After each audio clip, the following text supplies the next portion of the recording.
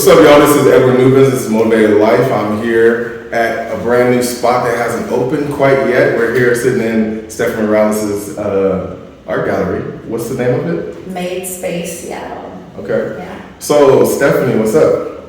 A lot. Yeah? Yeah, a lot. Just getting ready for the grand reopening. Okay. It's been a long time coming. This project's a little bit of a pivot from what used to be called the Link Project. Yeah, I came here from Teddy to here. Yep, so people that know the space know it as the Link Project, Okay. or have heard about it or interacted with it in that way. It'll be the same thing, but it'll be a little more focused on, it'll be the same things in terms of the goal of promoting, highlighting, and being a resource for Black creatives and entrepreneurs. Okay. And also a shared space, a community space, and all of that. There will be a little bit more focus on it as a maker space. What does that mean? That means it's a place that people can come in here. They can work on their own crafts that they know that they work with. They can teach. They can come learn. That's dope. There will also be activities. The concept of made space is like carving out the space for us to make time, make space, make art, make connections. So it's just about being intentional and holding the space both physically and personally and communally for us to build and grow as individuals and all together. So somebody like me, like I do a little photography. I got other friends that do photography and video, or even artists that are like, musically inclined on that. Yeah. But to be able to come in here and do the thing, Yeah. and bring it out. Or, Oh, absolutely. Yeah. So let's use photographer as an example. There's multiple ways that you could tap in here. One, you could rent the space for a photo shoot. Okay. You could come in and teach a photography class. You could come in here and have your work shown for a month-long gallery show.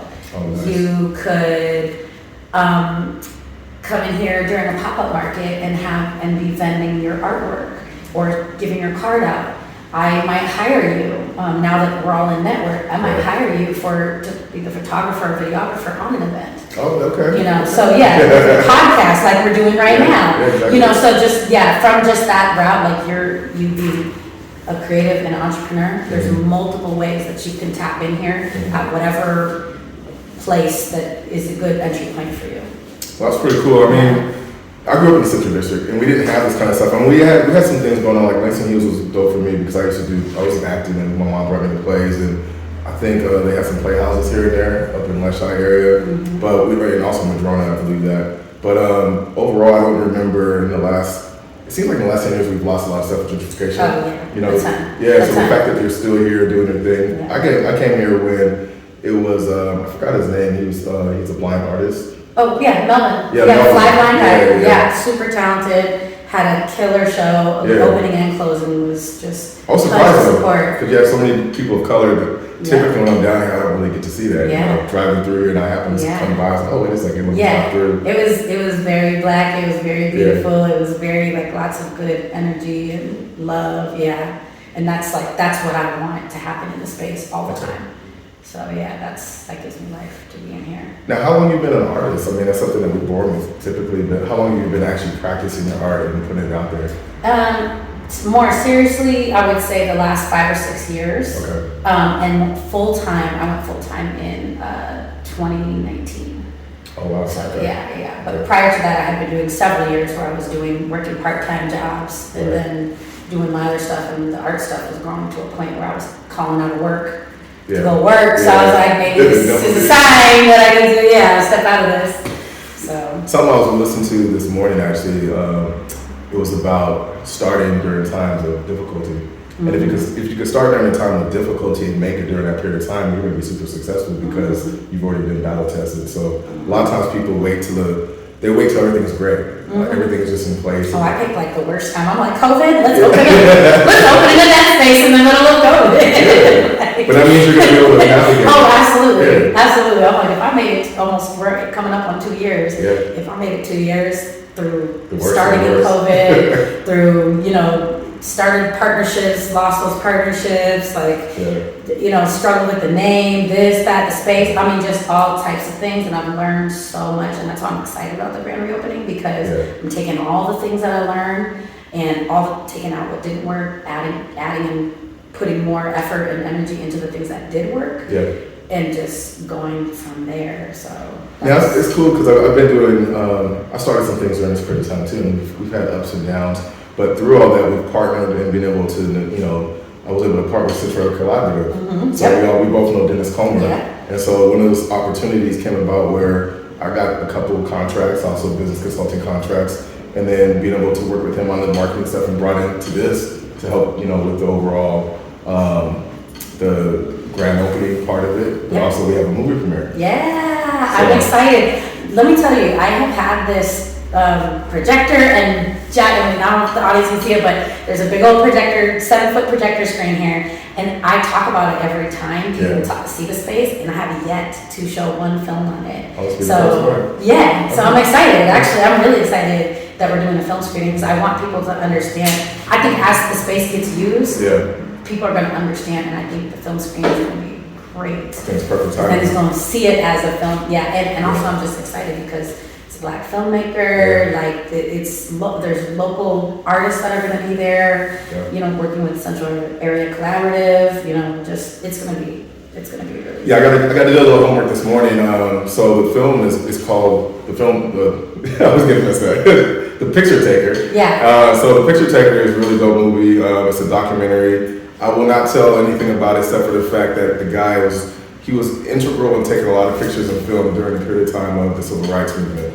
There's a little twist in that. I won't go too far into that because I don't want to give anything away. But I was able to watch an interview with him this morning. Really dope guy. I can't wait to meet him. I hopefully we get an opportunity to interview him also.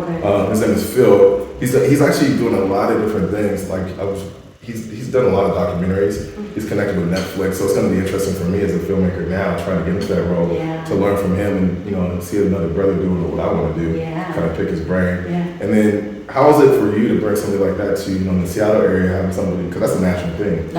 So having your place to be one of the first spots. I mean, no, that's super exciting. I mean, it's just. Because I love watching documentaries and any historical things are really interesting to me. It's not a realm that I know I have any understanding of how to make that. So for me, I enjoy, we were talking about music, it's like I don't know how to do any music, so music fascinates me. I don't know how film works or anything like that, so film and documentaries fascinate me. So, and it sounds like what he did was pretty important, I mean, that's what artists do. Artists capture history, and without them, they tell the true story, because history gets rewritten in books and all that kind of stuff, which a picture can't. A picture doesn't lie. Art expresses what was really happening there on the ground. You literally saying when I saw the trailer, that's exactly what they're talking about, because back then they didn't have Photoshop. You can't really alter stuff. You couldn't just make up stuff. So pretty much they looked at him as being the truth teller of the neighborhood. I mean, even if you look at the civil rights movement, it very much aligns with, national television and people being able to see for the first time. Because if you read in the newspaper, they're hosing Black people off of the streets and attacking them with guns. You don't understand what that means. It's not until you see it and it's presented right in your living room. You cannot ignore it. And that's the power of artistry. Because all that film, that's all artistry too. It's like telling a story, presenting what's happening, presenting the truth.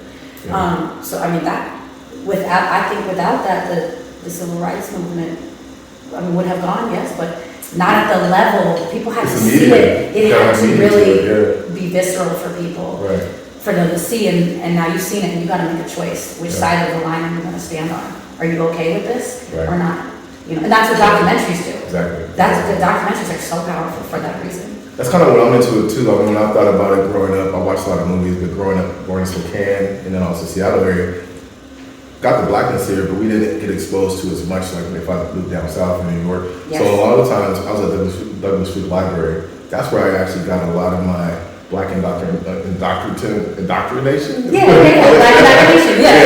That's where I got it at. But it was funny because because I used to be up in that library, and I didn't know Douglas Truth was after Frederick Douglass. Yeah. I never put it together until years later. Yeah. Even though I was reading all these black books in there. Yeah. But people like Gordon Parks, when he had the iconic picture of a black woman, she was basically holding like a broom or a mop and has a flag behind her. It's one of the iconic pictures that they used forever. And he also went into movies. He did Shaft and stuff like that later on. Yeah. He captured all that information. So when I'm thinking about, it's probably something that parallels even with this person with Phil and the picture taker. Wait, it's not he's doing the movie, but the picture taker person, they probably overlapped. Oh yeah. And knowing that, they probably had different ways and perspectives. Yeah. And I think that's a twist that we're going to probably see in the films, because what he was doing and who he was doing it with is a little different from maybe historical stuff that we know of. So it's like a little twist that folks will be able to see. Yeah. So. And I mean, even that's important. I mean, think about, that it's so important. There's like people were down, it's like what he had to give was his art. Right. You know what I mean? It's like in the middle of a protest, not everybody's thinking, oh, I'm gonna take photographs, because this is gonna matter. Right. That's a foresight type of thing. I mean, that's like here locally, like Converge Media. Yep. Going down there and recording. Did a great job. Yeah. Share the stream. Like that is what got it out of people's faces. And that was equally as important as the people that they were on the front line too. But that's equally as important as all the other jobs and tasks that people were doing to help push the movement forward. Yeah, I feel like we're that generation now that, I didn't grow up in the Harlem Renaissance, obviously, but I lived obviously. But I lived there for a little bit. I got the chance to see Langston Hughes, where they have it's a historic place now, so you can go on his I guess what we call it, like the footsteps. Or the path of Like they have the brownstone, so right there they be able to sit on the doorsteps or whatever you call it, and just to see it, like that's. But in that whole area, you have all these creative folks, Ella Fitzgerald type of folks, all those type of people.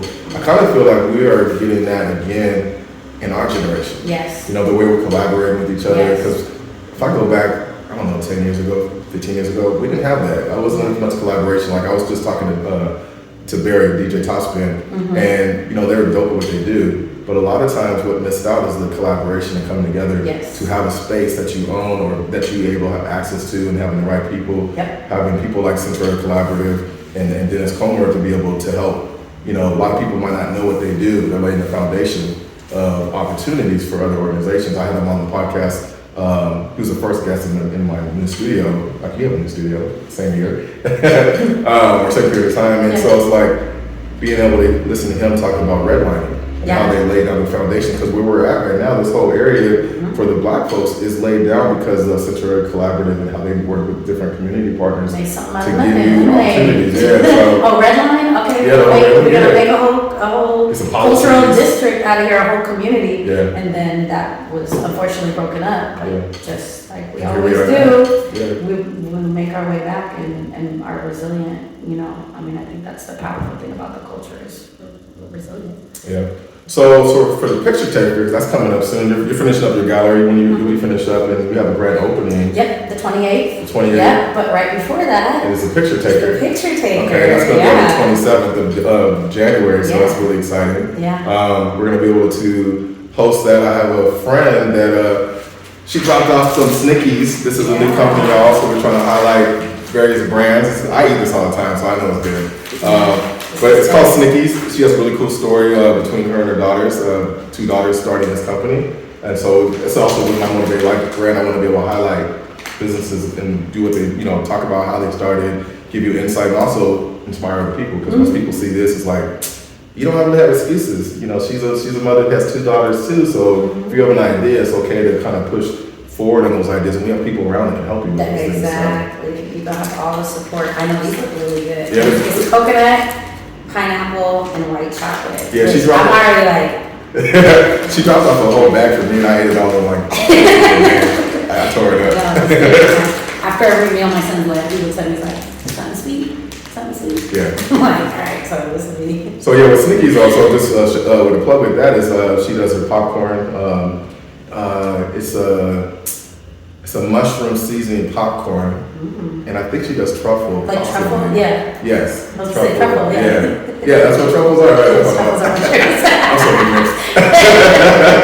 then also, they're very big too, yeah, and they're very tight. Yeah, exactly. expensive. And then the chocolate bar called Crackle. So yeah, so with and then we also have Tiffany, who's the project manager. So it's cool for me personally. It's cool because I work with a lot of Black women, and I work with Sabrina Jackson Gandy on some projects, and to see, because she focuses a lot of her energy towards Black women in the community. So I'm seeing how just a little bit of because you guys already have the drive, you guys already doing your thing, but having people to be able to assist you, you know, with funding. Like so when I was talking to Dennis, Central Collaborative is providing like a baseline for a lot of organizations that maybe haven't even talked about it. That we're gonna, you know, I'm gonna help them get that message out because the project and make space, absolutely. Yeah, so.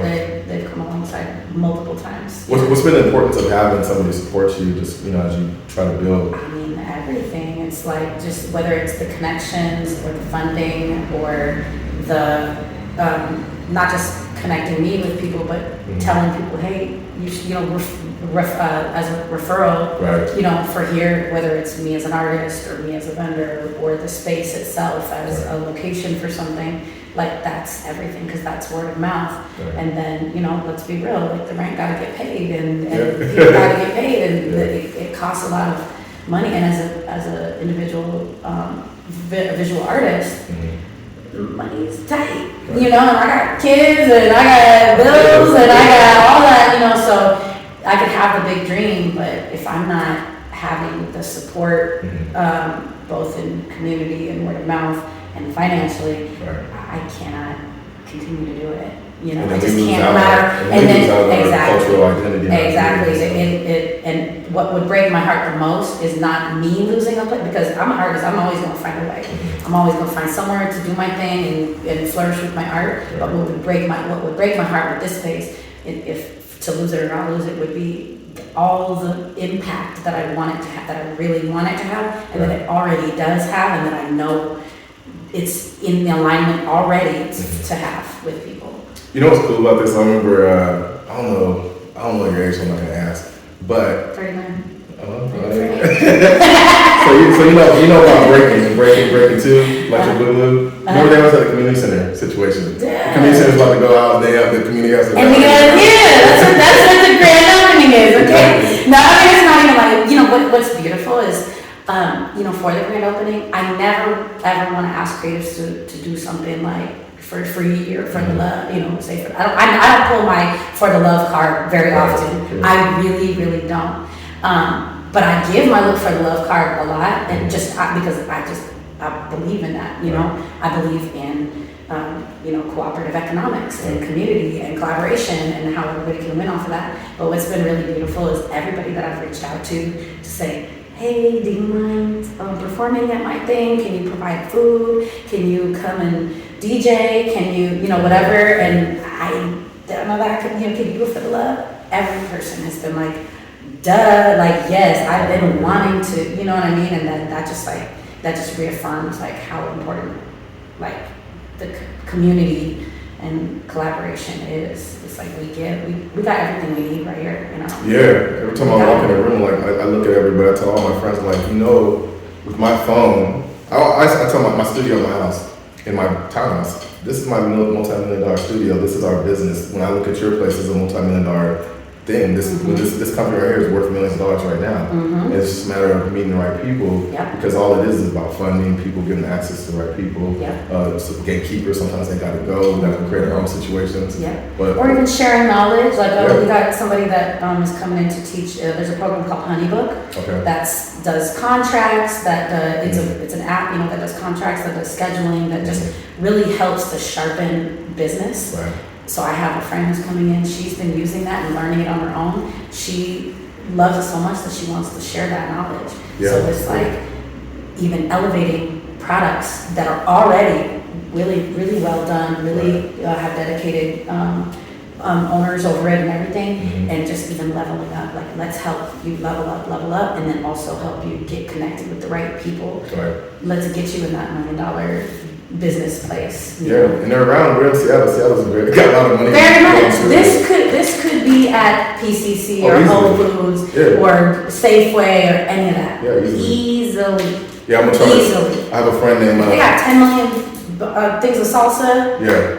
go in there and go try to find salsa in the store. You're gonna be like, damn, there's so many brands, and they're local too. So why not? Yeah, I remember there's some people I know that like Mike Moss. He used to be a manager of Red Apple. You know, Red Apple's not there anymore. The one on Beacon Hill is. Yeah, I go there all the time. I'm always up there. Yeah, but Beacon Hill one is that's my spot. But like Chrissy, for example, when I met Chrissy, I think it was 2013. She had her hummus down the street. I used to stop there all the time to talk to Mike Moss and get my catfish. Mm-hmm. And there was a function there, and it's a situation. I still got it on my phone. It's I think it was my first YouTube video that I posted. Mm-hmm. But Chrissy was there trying to teach me about what hummus was. I'm like, black people don't know hummus. You know, and she's like, it's black eyed peas. I was gonna say, okay, we need to go try that. And it was good. Yeah. What was interesting about it, she was just trying things out. And over that period of time, I kept seeing her doing different things. Then at the vodka thing, and I met her son and doing some catering. Mm-hmm. And it's just now she's down the street from you. Yeah. You know, which is getting nominated for James Beard Awards and stuff and whatnot. Yeah. So I look at everybody the same way. Like, people starting this way, but the next thing, like for her, well, I still don't like Moss. Mike has elevated now. He has his own store. I haven't been to it yet. But he has his own grocery store. He had all that years of experience that took that into buying his own. Well, it's like when we start introducing our products, we already know somebody that's already supporting black people anyway. He's been doing that. So it's just the connection pieces and something like this. And then since we're collaborative, you got your organization, our Motivate Life platform. It's all you know, the synergy part of this going to build to the point we're already successful now because we already come together. Yeah. But I look at it from 2 or 3 years from now, it's going to happen. Everything will be blowing up.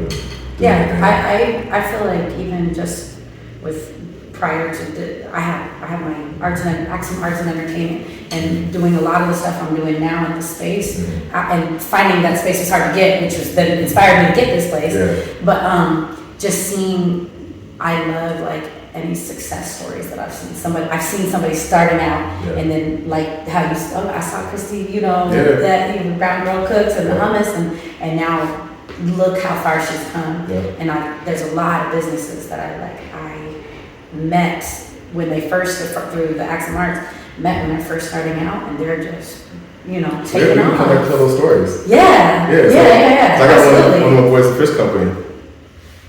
You know, you come in real quick? Oh yeah. Yo, we had Dennis, man. He's doing behind the scenes, y'all. So we got Dennis coming out through. What's up, Dennis? What's up, y'all? So y'all, this is so I call Dennis. He's a friend of mine, but I also call him the money man, but not in a disrespectful way. He actually supports our community so much that he's providing a huge foundation for a lot of folks that you don't even know about. Mm-hmm. So when I had him on the podcast, I wanted people to introduce and see the face of the, you know, he is the face of the organization. You know, they have a group of folks that are doing things, but Dennis is the person I know who's already assisted me on a couple projects. He's assisted you. Mm-hmm. He's assisted other people in the community that I directly know. Mm-hmm. And there's so many opportunities. And so with this, what's up, Dennis? Hey, what's going on, y'all? So really, the reason why I'm here is to talk about the picture taker, but really I want to talk about the background, who knew who, the 2 degrees of separation. Oh, yeah. So this summer, I was working on a project at SPU, Nancy Huizar for NH Consulting. Mm-hmm. And she had brought on a person named Kim Yu. Well, Kim Yu is friends with the lady who actually directed the show. Her name is Lisa. She's the producer of The Picture Taker, Lise Yasui. So Lisa and Kimmy contacted me and said, hey, can you help us promote this in the Pacific Northwest? You know, this is actually a PBS special. It's going to be released at the end of the month in anticipation of, you know, it's like the prelude to Black History Month. Yeah. And so we got the screening for the region. Well, you know, that's not what the collaborative does. Not my business at all. I said, but we'll take it on because in our mantra or things to do, culture is one of those things. So we're like, okay, this will be our first cultural event, but we know there's plenty of artists and everybody here. So basically, from there, we looked at it like, okay, who do we know? And it's like, I remember Stephanie, because, you know, Stephanie came through when the mayor was looking for a place to give one of his big things. We're giving money to the community. And I got a call on a Friday. I don't know when I called you, like Friday afternoon, next thing you know, that was set up and the mayor showed up here. So it's like, here's a connection. And I think after that, folks were reaching out to you to say, hey, this could be a venue that we could use at the mayor's office for future future. So Yeah. that's already taken care of that one connection. Then I'm dealing with Ed on something totally different, small business stuff, economic development. We were looking to hire somebody part-time to help us, just get things done. As executive director, I'm on the big think things. There's some physical activities I just cannot do. So one of my board members, Hayward Watson, had just interviewed someone to get a job. He's like, we didn't hire her, but she would be great to do outreach and things for the collaborative. So I'm like, okay, we'll give her a shot. We'll give her a shot. Call her up. Tiffany's like, oh wow, these are the types of things I want to do. I want to get back to the community. So I said, here is a project to show your worth, and I put the whole picture taker on her. And so she's been going out doing Langston Hughes and finding all the venues. I've been kind of telling her, here you can go here you can go there. And she's like, well, we need to print some flyers and promotion. I said, well, if I'm involved and the collaborative's involved, we're going to look for black venues and artists first. So instead of going down to Kinko's, no, we're going straight over here to Guerrilla Graphics or the Copy Spot, because they rebranded on right here. So they're doing all of our marketing outreach posters and all that kind of stuff. So, our goal is to keep the money in the community as many times as possible. Well, Tiffany talked a little bit, we talked a little bit earlier about these products over here. And the young lady that has brought them is in the room. And so they're like, okay, maybe we can make some connections. I'm like, well, I'm the executive director. If we're going to do a venue here and we have 60 people coming, we're just going to write the check, put her product here so it helps. It's like, there is no need to talk to anybody. It's like, all of us are right here. We are our own wealth and our own experience and our own motivation. So I just wanted to share how fast it gets done and how quickly it gets done. And we are all each other's keeper, so to speak. And it's really easy. The city entrusts me to get only in Seattle funds for the Central Area neighborhood. My job is to get those funds out to the community to help small businesses grow, thrive, and whatever else we can do. So this is just one example of somebody's idea. Somebody knew somebody took it on. Somebody knew somebody took it on, and it's going to happen. So we've got a PBS pilot project coming to the Central area, Langston. It's not going to UW, it's not going to Seattle, it's coming right here to the CD, and we are going to host it. So I just wanted to say shouts out for everybody that's been involved and help making it happen. And as long as the collaborative has money, I'm writing checks to folks like everybody in this room to make sure everybody gets a piece of it, because that's what's going to keep the rebirth, the regrowth, the generation. This is how we're going to create Renaissance, Black Renaissance, that we were just talking about. It's going to start right here. This is how it starts. Organic, grassroots, no big to do. Yeah. This is how it gets done. Yeah, I definitely appreciate that, because I know I pride myself on being a multiplier. I figure like, you give me $1,000, that's like at least $10,000 for my community or more. And so I feel the same way about you, what you're doing, like whatever space you have, all these people are going to be able to, to have access to it and to be able to grow from there. All the things that you're doing in the community, providing a baseline for people just to even have a foundation, because that's what's been eroded from us in gentrification. We don't have a foundation, so we're constantly, starting over. And having somebody like you that's been doing it for a long time and getting recognition so more people can know about your program, and also that should bring more funding in, because people say, oh, they're doing a great job. Look at the fruits of that tree. So I really appreciate being down here. For me, it's really just fun to be able to collaborate with you guys anyway. Yeah. And then be able to be part of the Picture Taker premiere at your location. That's a big thing. So it's a big deal. Picture Taker is going to be here. Your name of your... Yep, Made Space. Made Space. Yep.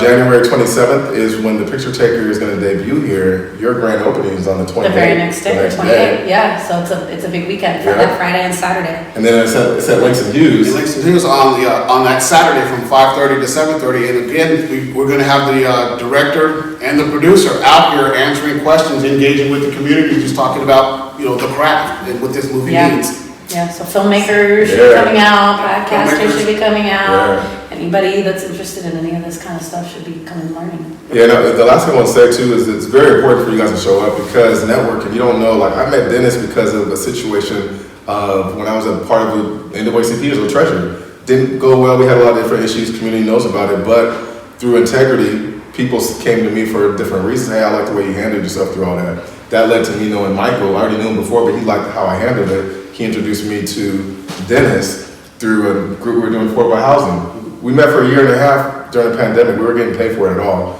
And so during that period of time, I got to form a relationship with Dennis. And then after some of the things, it didn't materialize. Then I was like, hey, Dennis, what do you do? Because I learned more about him. And then this all cycled into Debrina. And then, you know, now we're all working together. And I met you through somebody else that just randomly like, hey, I want you to meet her.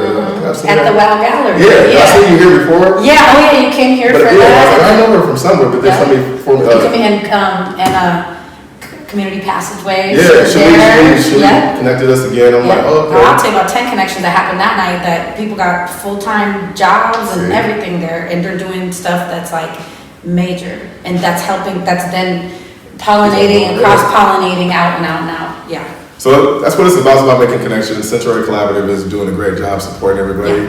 My platform, Motivated Life, is the same thing, and with your Made Space, it's the same thing. We're all collaborating. We're all connecting the dots and making it happen for our community because we got to build our own. We have to, and we have I hate to be rude because I was on here doing all this. That's because it's my mother-in-law saying, "Are you close to Simply Soulful?" So, the black folks support black folks. Can you pick up some fried okra or something? That's how the CD is. Yeah, that's how it feels. Yeah. She said, "I'm going to ask for 4 muffins and a sweet tea." Here you go. Authentically black. That's what it is. Yeah. So anyways, this is Motivated Life. We are excited to be able to premiere. We're excited to come together for the picture taker, and we'll have more things coming out later. So thank you very much. Awesome. Thanks. Yep.